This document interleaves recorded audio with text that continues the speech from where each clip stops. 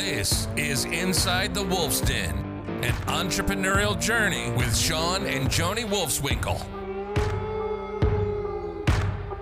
Welcome back to Inside the Wolf's Den with your hosts, Shawn and Joni Wolfswinkle. How are you, Shawn? Doing okay. I just got out of the dentist, so half of my mouth is numb right now. So if I start drooling or slurring, nothing's wrong with me. I'm okay. I'm just half of my mouth is numb. Well, I hope you feel better. Yeah, so no, we're good. Other than that, everything's great. So what are we talking about today? Yeah, so, one question we get a lot, we own, obviously, a virtual assistant company, True Work Logistics, and a question that we get often is, how do you properly onboard and train a remote team member, right? And so I thought this would be a good idea for us to go over this on this podcast for our listeners, because, it's one thing to, find the right fit, right? The right person for the right seat. But once you get this individual working in your company, you have to properly onboard them. You have to properly train them. If not, then chances are you're going to lose that employee. You spent money just, hiring them, and then they don't work out. Correct. Right? So this is going to be a two-part series. So we're going to talk about today about onboarding, finding that right candidate, onboarding them, and then initial phase, the first 90 days of their employment cycle. So, but and then we'll do another podcast where we'll talk about training them and keeping them engaged in your system and going. So immersing them in your culture as quickly as possible. Correct. Right? Yeah, correct. And that a lot of this is going to be about that even today. But I think there's a lot of misconceptions, right? There's a lot, and when you talk to a lot of people on the phone, and like you said, I think before we got on this, you were talking about.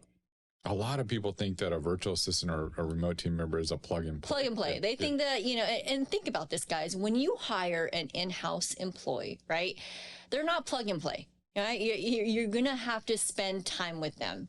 If you want them to work out, you're going to have to spend time with them and train them. Yeah. Same thing with a remote team member, right? You have to spend that time with them. Correct. And what is so there's that misconception. The other, I think, misconception is like, they have to have a ton of experience, right, in your field or your industry. Is that the case? Yes.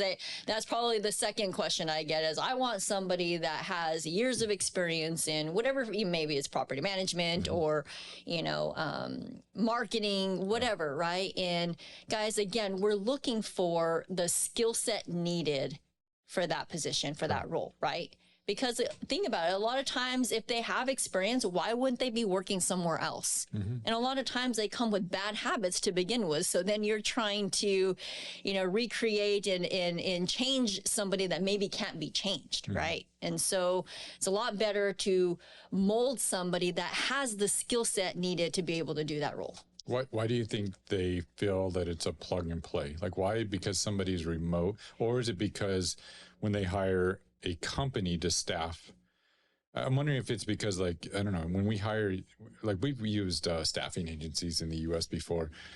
I still don't feel like I necessarily felt like just because they come from a staffing agency, they're ready to go, all this experience. No, and I think also because the other misconception about hiring a virtual assistant is that they are they are task driven. They just do, emails, follow-ups, those type of mundane tasks, right?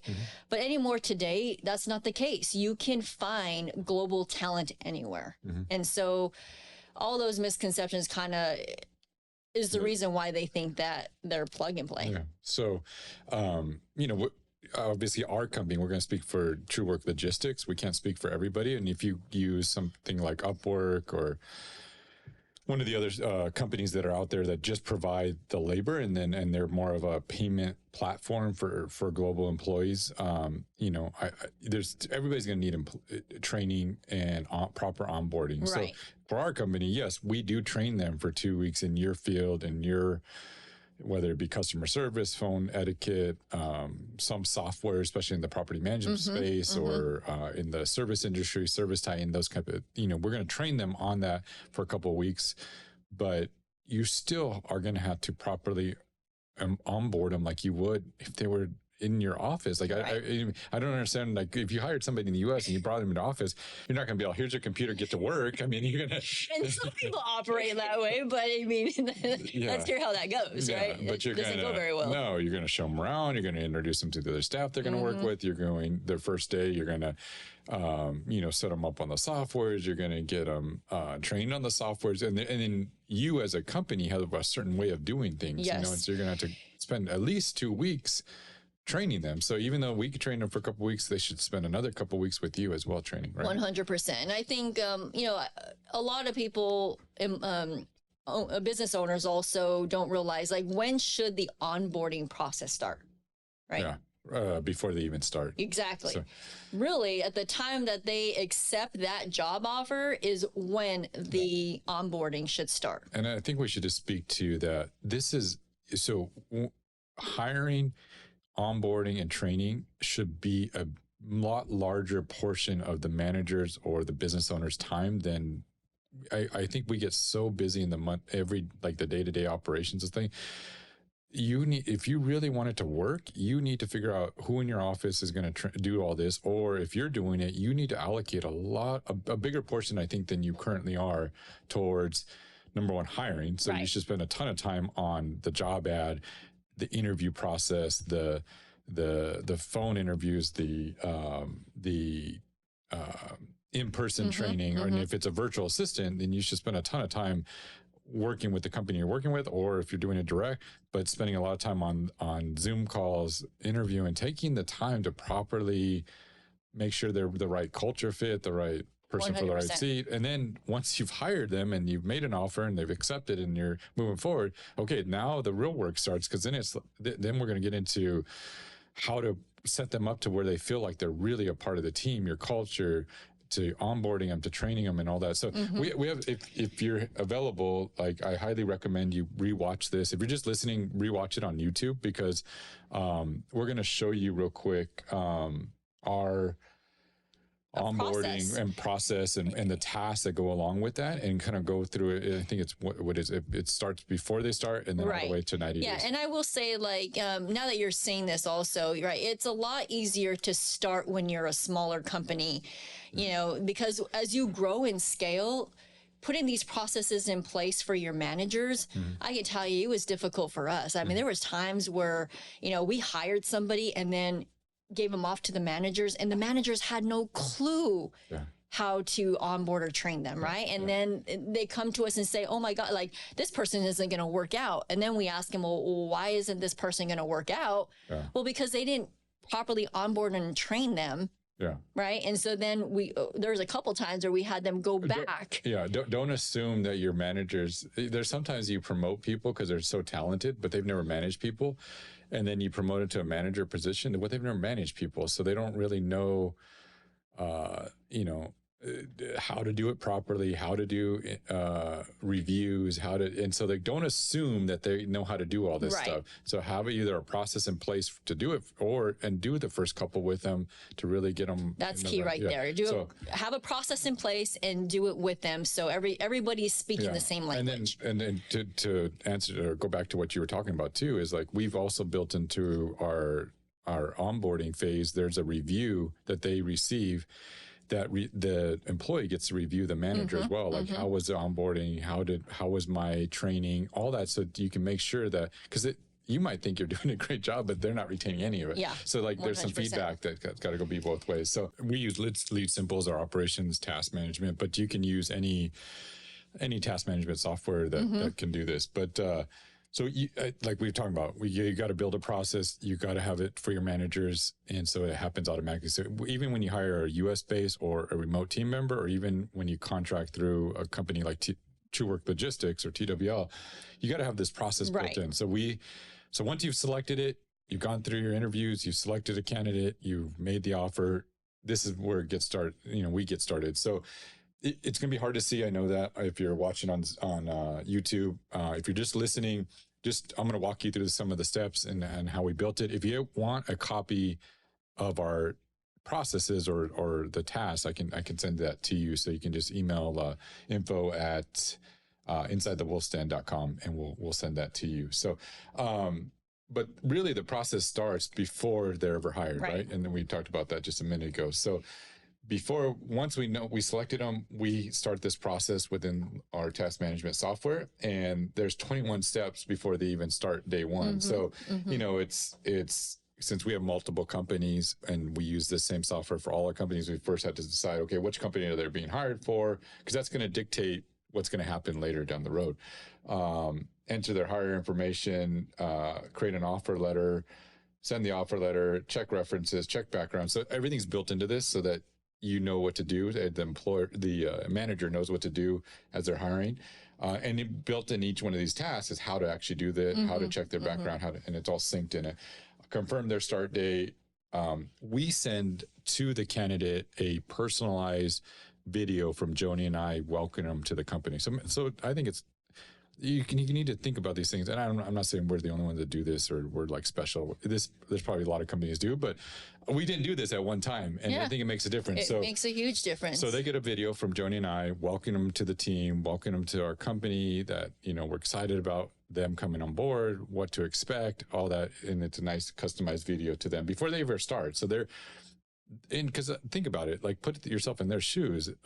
If they like interviewing and like you send an offer and they accept, they're like, okay, did I make the right decision? And then all of a sudden they get this email saying, hey, welcome, and all this stuff, and they're like, well, yeah, maybe this is a great company. You know, they're a creature of habit, so they want to know what's going to happen next, right? Correct. And so you're setting a couple of things you're doing there is you're setting that expectation up front, like, hey, this is where you're going to be. This is what you need to bring the first day of your job, right? This is what you can expect your first week, your second week, all those things. And they feel, all of a sudden they feel warm and fuzzy, like you mentioned, like they made the right decision. Correct. Right? And we've gotten a lot of feedback on that. It's like, wow, like I'm excited, like, and they're pumped and they can't get ready to get started. So like Joni said, they'll get another email a couple days later after that welcome video from what to expect their first day. So like what to wear, where to show up, who to ask for. We assign a mentor or mentee within our company, somebody usually that does maybe a similar task to what they do or a similar job position. And so they'll mentor that person for the first 30, I think it's 90 days. 90 days. So what they do is they're there just to support them. So one email goes out to the mentor saying, hey, you've been selected to be a mentor for this new candidate.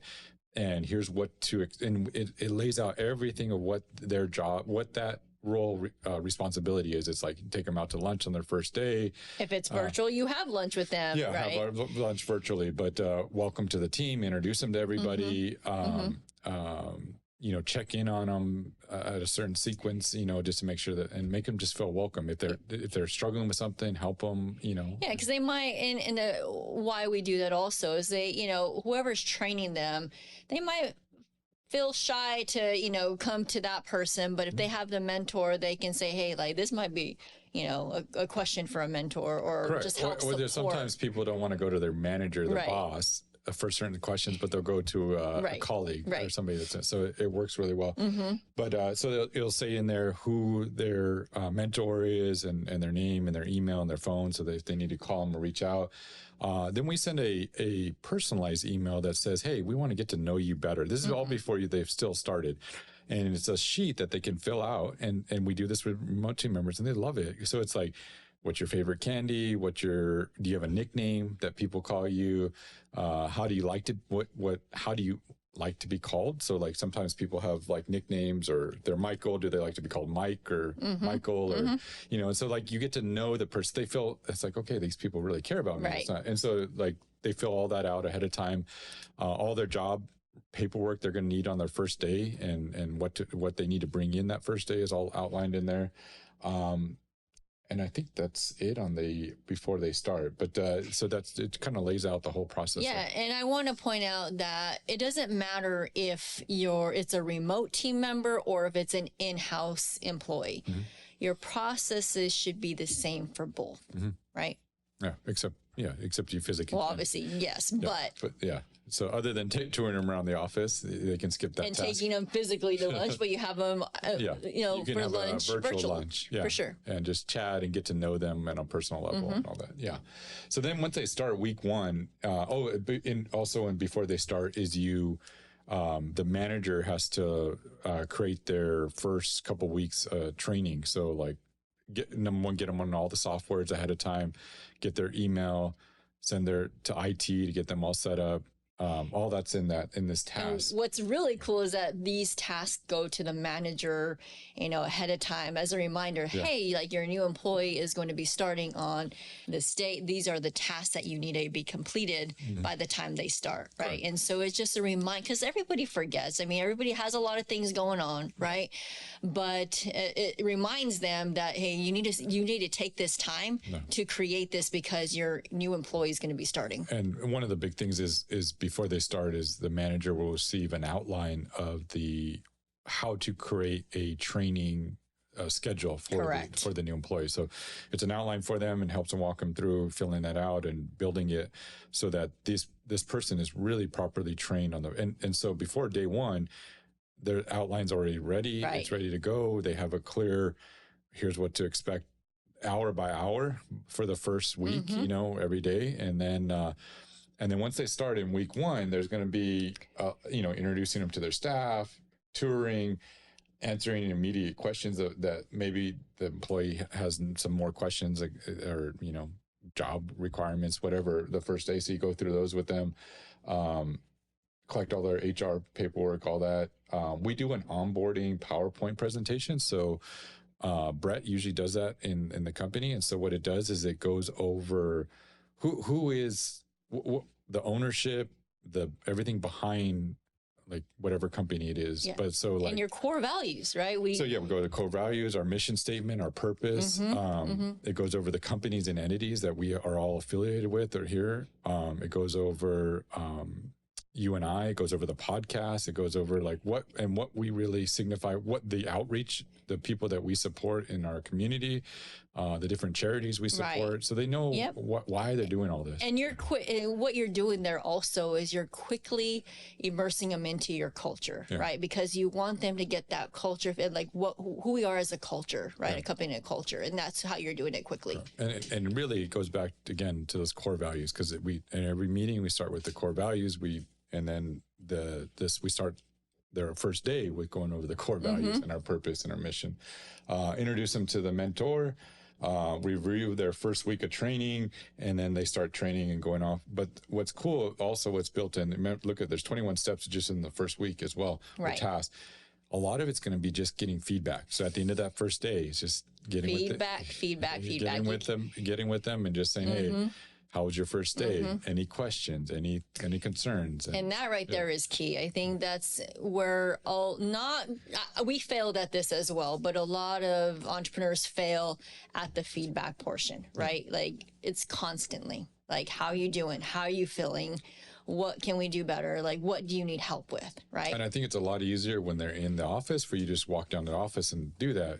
I think for some reason, because they're remote and they're not here locally, but that's why we've had we use Teams, Microsoft Teams, but you can use Slack or one of those others. But you should have some kind of video conferencing where you check in. So you should be able to video conference them, cameras on, and you talk with them. Hey, how was your first day?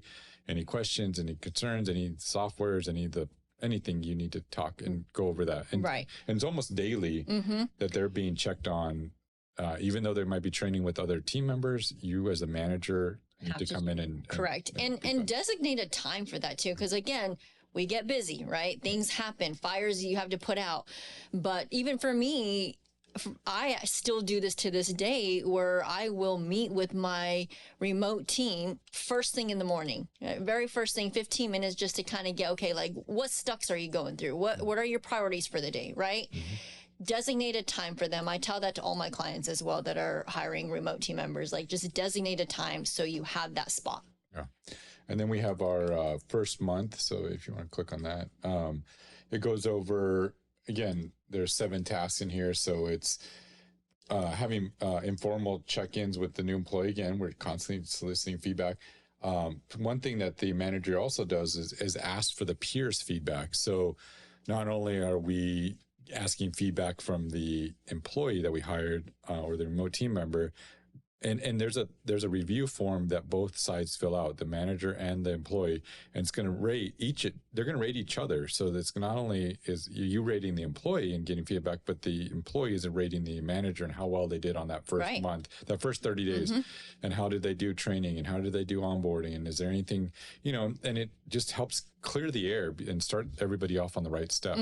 But something else that they do is they solicit feedback from their peers. So who do they work with? So, hey, how is this person doing? Do you feel like they're getting it? Do you feel like they have, so we're EOS. So do they get it? Do they want it? And do they have the capacity? Because you'll find out that somebody they might interview really well, but they just don't have the capacity for that role. So you would want to get that. And who better than people that have to work with them on a day-to-day basis? Right. So, and then we're going to we request the 30-day review, which we just talked about.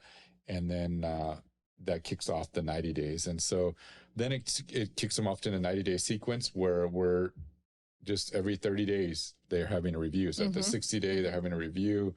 And then at the 90-day. And so we've built customized review templates for the 30, 60, and 90-day review. And then it kicks off into a quarterly system. But again, it's all about the feedback. It's all about making sure the employee again, gets it, understands what their job responsibility is, making sure that they want it, that they want this role.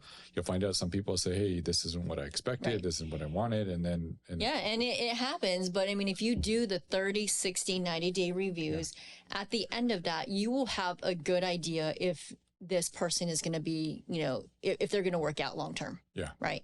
Yeah. So if you guys want to check those out, just not saying that we're perfect and we have it all, but if you want something, you're starting from scratch and you don't want to figure it out, you can email myself, Shawn at htownrpm.com or Shawn at trueworklogistics.com, and I'll definitely help you out and send you those templates and so you can get started. But again, start off on the right foot, and that will lead to success when hiring remote team members. Absolutely. Right? And do it now while you're young, even a smaller company. That way, as you grow in scale, you have things in place for your managers. And even if you're hiring it might be you and the other employee, you still have to do all this. And so, yes, if you saw all that, it's a lot of work. It's a lot of energy. It's a lot of effort. And I understand you're running a business. You're managing a business. It's a lot of work, and I don't have time for that. Well, if you don't have time, then you're probably going to fail with that employee. And you can't complain when you say, I can't find good employees, right? Because it's not about that. It's mainly about being able to onboard and train them correctly. Correct. Because you can find good people. You just need to learn how to onboard and train them properly. Correct. And don't assume or don't come in with the mindset that, hey, this is a plug and play. I'm hiring a remote team member from a staffing agency and it's ready to go. And this is an employee. This is your employee. Take the time. This is your employee. Take the responsibility, own it, and train them right. And, I love that. Set them up. Own it.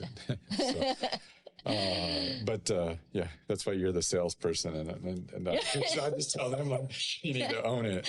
Own it. Yeah, I don't know if they would sign up. So it's true though. But I hope you guys got something out of that. We're going to continue this for next week. We're going to talk about training remote team members and what it goes. We'll go a little bit deeper into a training platform within TrueWork Logistics that we use to train the remote team members. And then we're going to just talk about the ongoing training that they're going to constantly need. And this is especially like we have remote team members, VAs, that have been with us for 9 years. Yes. And they've progressed into leadership roles and all that. And if you want that, and you got to move them up, you got to train them, you got to pay them more over time. But it goes into developing them. That's what I'm getting at. Developing these remote team members, just like you would a U.S.-based. And Shawn and I, believe me, we have made all the mistakes when hiring. Yeah. We finally, we know a lot about it because, we've had to perfect our systems and processes over time, right? So, and it didn't start like this. No, not at all. We were totally hire, give them their computer and say sink or swim. Yep. And a lot of people that have been with us were hired that way. And if they survived, it's because they could swim. But we lost a lot that drowned along the way too. And it wasn't necessarily their fault. I think a lot of it goes back to us. It was 100%. And we own that. It was, our fault because we didn't properly onboard them and train them. Correct. So you probably lost some clients along the way. And you lost a lot of money along the way. If you think about all the money that you've lost on that. Yeah, absolutely. It adds up. Correct. So the training and onboarding, and so you want to do it right. So start off with hiring right, finding the right person with the right position, and they don't have to necessarily have the experience being a remote team member, but they have the right personality, the right fit, the right skill set. So absolutely. Well, I hope that helped. We'll continue this next week with training, and everybody have a great rest of your week. See you guys. You've been listening to Inside the Wolf's Den, an entrepreneurial journey with Shawn and Joni Wolfswinkle.